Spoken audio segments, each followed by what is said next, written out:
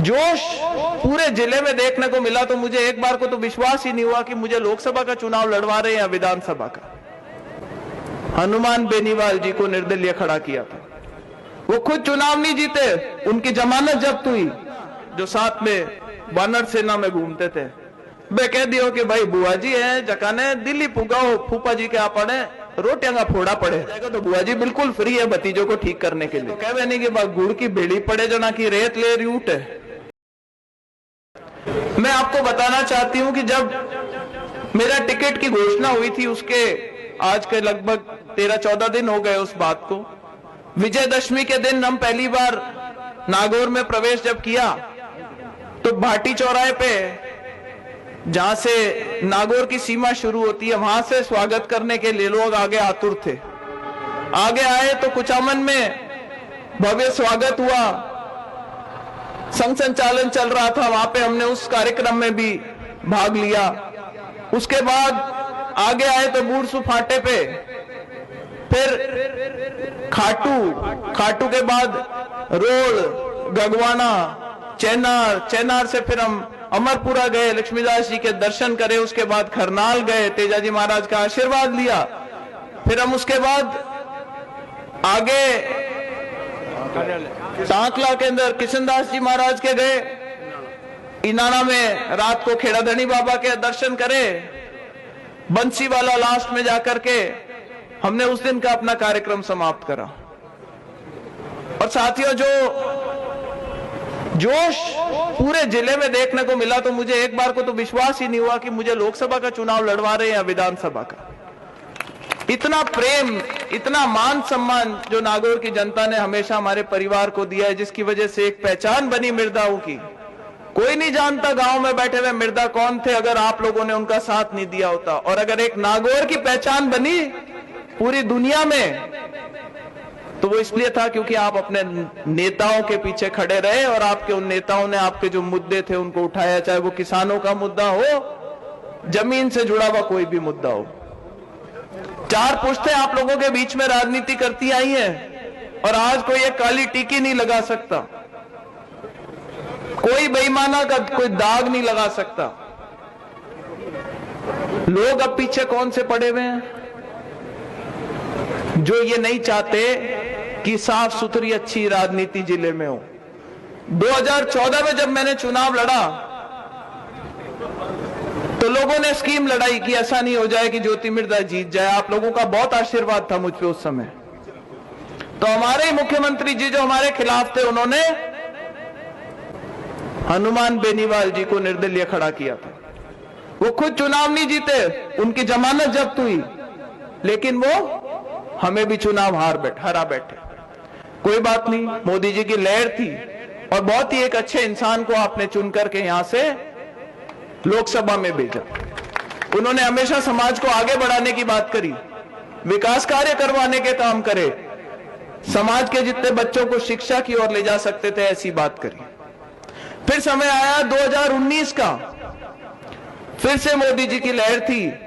Bharatiya Janata party के कुछ नेताओं ने मुझसे संपर्क साधा था कि हम चाहते हैं कि आप भारतीय जनता पार्टी में आ जाएं। कुछ 19-20 हुआ, कुछ लोग इनका समर्थन कर रहे थे और एक गठबंधन हो गया। ये मेरे सामने चुनाव लड़ लिए और यहां से जीत करके लोकसभा पहुंचे। लेकिन साथियों, नारा उस टाइम पर क्या दिया था? उस टाइम पे हमारे जो छोटे भाई थे ना, जो साथ में वानर सेना में घूमते थे, वे कह दियो कि भाई बुआ जी है जकाने दिल्ली पुगाओ, फूफा जी के आप पड़े रोटियां का फोड़ा पड़े। मैं देखो भेजा काम कर दियो यार, क्या बे कहीं हुई तो अबे भाई टाइम बदल गई। बे फूफा जी आज स्टेज मत ही है मैंने क्यों भी टाइम क्या बुआ जी ठाकर।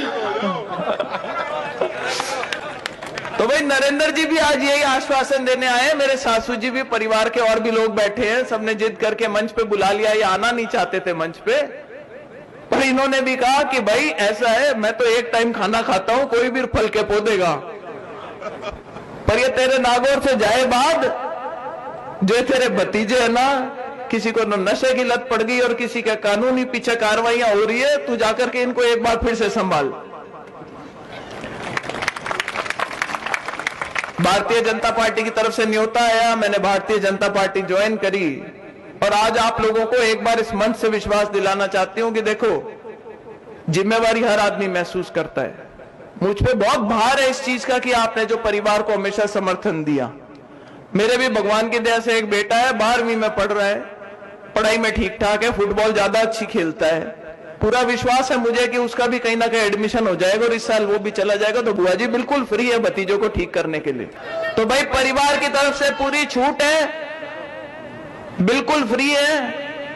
सामने वालों ने उठा करके एक आरोप लगाया कि साहब 4 जनरेशन इनकी आ गई और यहां पे नेतागिरी कर गए, इनका हेडक्वार्टर पे मकान नहीं है।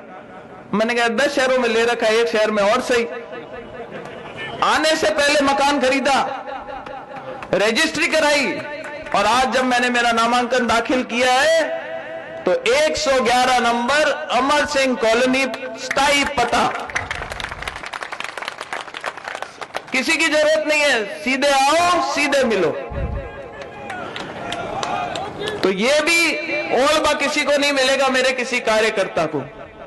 इसकी भी व्यवस्था करके इस बार नागौर में पैर रखा है अपन ने।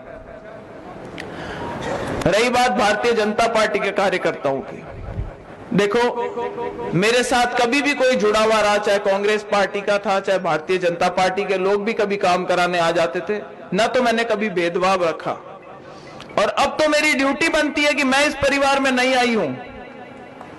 यहां पे जो लोग पहले से स्थापित है, चाहे वो नेता हो चाहे कार्यकर्ता हो, आपको आगे रख के चलेंगे, आपका पूरा मान सम्मान करेंगे और जो वाजिब काम आप बताओगे उसको करने में आपको प्राथमिकता देंगे। भाई हम भी आए हैं, कांग्रेस से आए हैं, तो कह नहीं कि गुड़ की भेड़ी पड़े जना की रेत ले रूट है, तो मां भी आया जना की लेर ही आया भी कोई नतीजो है कि आप देखो इतनी बड़ी तादाद में, इतनी बड़ी संख्या में अटे आप लोग सब विराजमान हो। मां को एक बार 3 घंटा हुई सभा चालता और माया भी थोड़ा मोड़ा ही आ, पर्चो भरने पहले गया परा, क्योंकि भाई वो मुहूर्त वरत को टाइम हुए नहीं, पंडित का ही हुए कि मन में वो गाल देवे शंका कि मुहूर्त गाड़ी और की नुकसान हो जावे जना खड़ खप,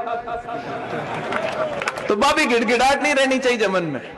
तो बिल्कुल घड़ी देख करके मुहूर्त के हिसाब से मैंने मेरा पर्चा दाखिल कर दिया। आप सबसे आशीर्वाद लेने के लिए आप लोगों के बीच में आ गए।